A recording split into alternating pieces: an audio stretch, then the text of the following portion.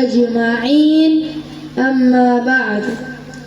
আমি আমার সালাম জানাতে চাই সম্মানিত প্রধান অতিথি, বিশেষ অতিথি, সম্মানিত অভিভাবকগণ, শ্রদ্ধেয় শিক্ষক মণ্ডলী, শুভাকাঙ্ক্ষী এবং আমার প্রিয় সহপাঠীদের আবারও সালাম জানাচ্ছি।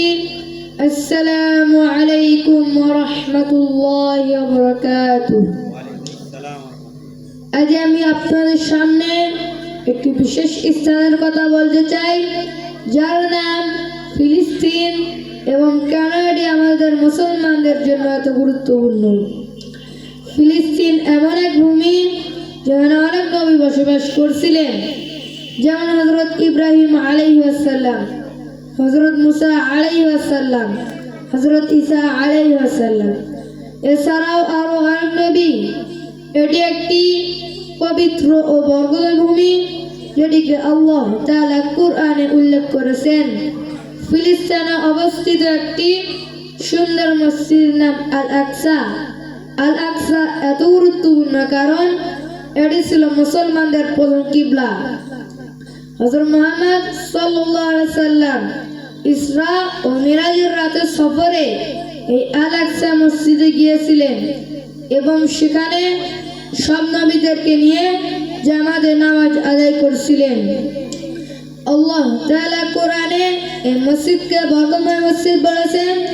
সূরা বনী ইসরাঈল আয়াত 1।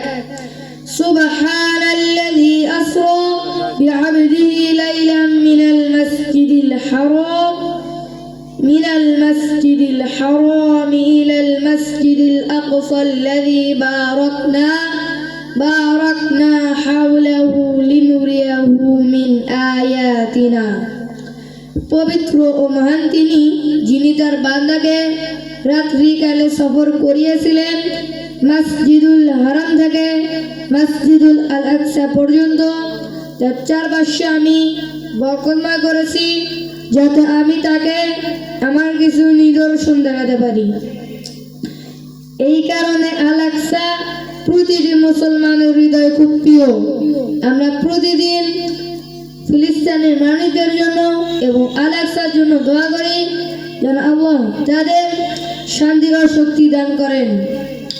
আল্লাহ তাআলা যেন আল আকসা ও ফিলিস্তিন ভাইদের হিফাজত করেন, আমিন।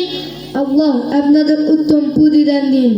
আসসালামু আলাইকুম ওয়া রাহমাতুল্লাহি ওয়া বারাকাতুহু।